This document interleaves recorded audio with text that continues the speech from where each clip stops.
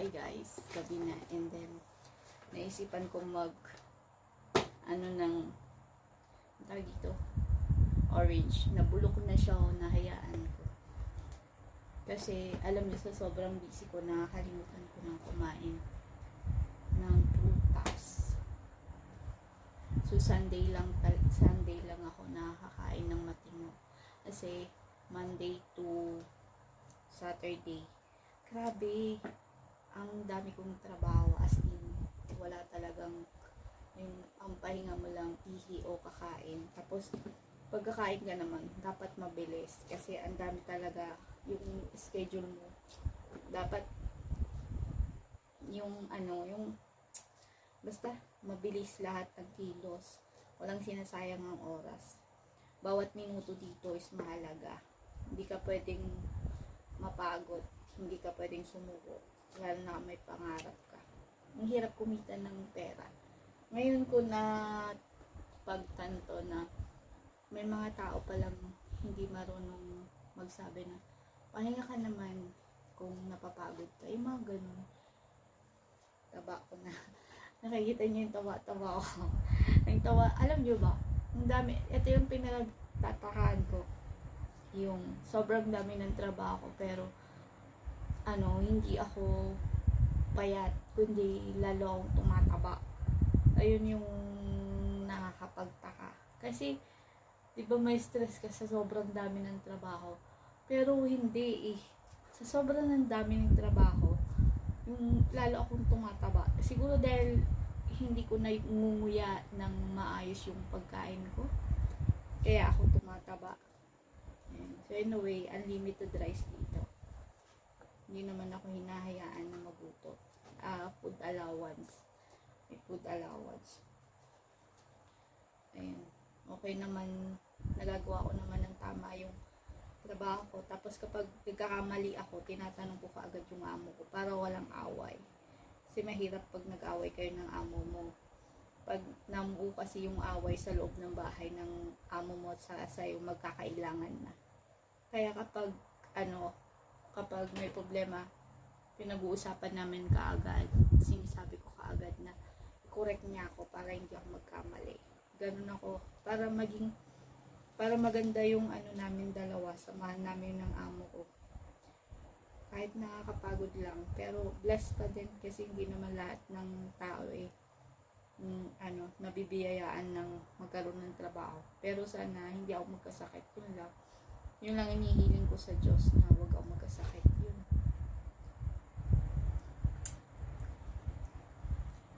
Nag-toothbrush na ako. Mapait kapag nag-toothbrush ka tapos kakain ka ng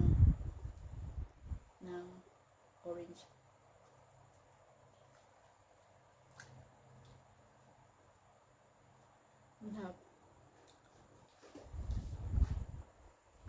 Alam niyo ba, ang pinaka-wish ko pag natapos tong kontrata ko is matapos na rin, ka-college na kasi yung anak ko. And pag natapos na kasi siya ng college, tapos makapaghanap na siya ng trabaho, yun, luluwag na ako, magagawa ko yung gusto ko. Kasi ayaw man ko mag-ipon, magtipid. Kasi wala naman akong katuwang.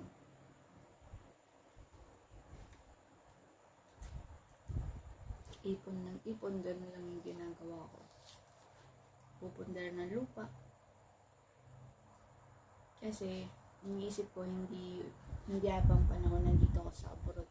Tapos kontrata lang ako. Yun ang, hindi mo alam bukas, sabihin nila, uwi ka na ng Pilipinas. At least, meron akong naitabi na kakarampot man, pwedeng magsimula.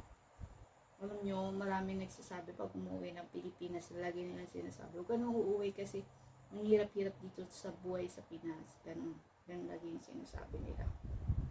Ayun. Tapos marami akong nababasa na maraming nagrereklamo, ang sahod lang sa Pilipinas, kahit professional, kahit tapos pa sa pag-aaral, ang sinasahod lang nila is sobrang baba, 300 to 500 pesos a day. Ayun. Ang hirap.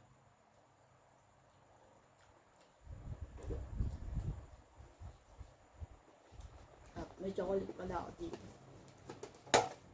Ayan. Araw-araw kong pinakain. Hindi makita niyo. Ayan. Everyday ko yan kinakain. Tuwing umaga kumakain ako nito. Eh, gusto kong mag-trip kong kumain. Ang sarap. Ano kaya kakainin ko? Dalawa na lang ito. Ito na lang yung isa. Ayan. Ayan tayo. Hop.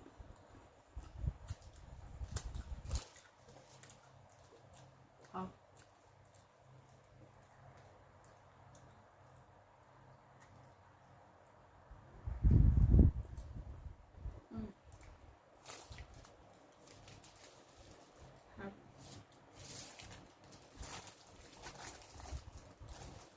Yung umaga, kakain ako yung dalawa ng ganito. Ano, biscuit o isa. Ayan. Saka bago matulog isa dyan. O dalawa.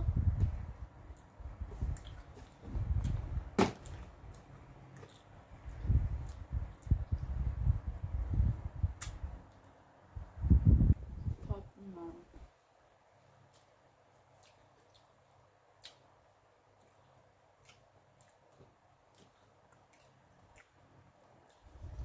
So dito,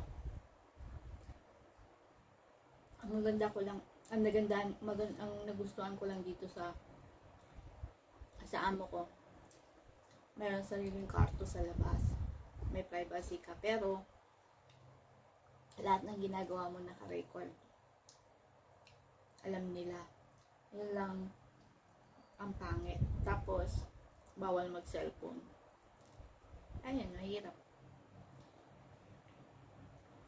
Kaya mahirap mag-abroad kasi hindi mo alam kung kanino ka magtitiwala.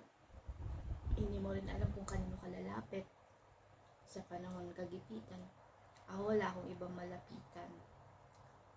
Pero nagdadasal lang ako sa Diyos. Sa Diyos lang ako kumakapit. Kasi hindi naman ako pala kaibigan. Kasi nakakatakot makipagkaibigan sa ibang bansa. Kasi minsan kapwa mo Pilipina ang magpapahamak sa ingat na ako. Hindi tulad nun na hindi ako nag-iingat. Ngayon nag-iingat na ako, nag-double ingat na ako ngayon.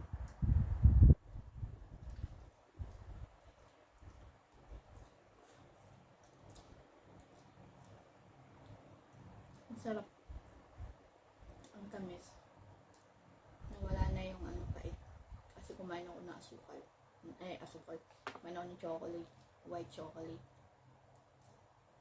ng biscuit. Ayun.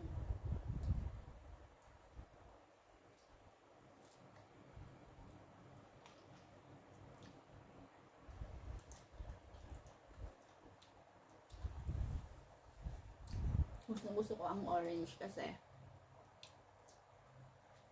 maraming collagen to. Broccoli, marami din collagen.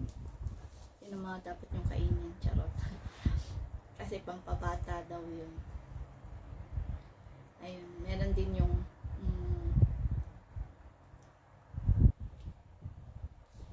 ba yung tinatawag nila, yung ano ng ibon, laway ng ibon. Hindi ko alam kung anong pangalan nun.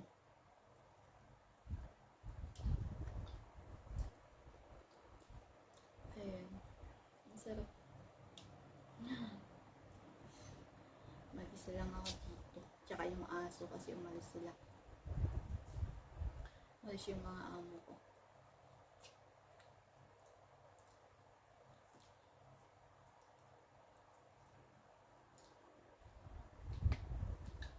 Ang daming ginagawa araw-araw. Pero okay lang. Blessing pa rin ni Lord.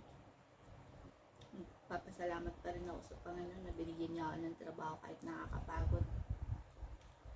Minsan naisip ko, tinatanong ko ang Diyos, bakit ako napunta dito? Anong reason? Hinahanap ko kasi yung rason. Kasi yung unang kong amo, nahirapan ako.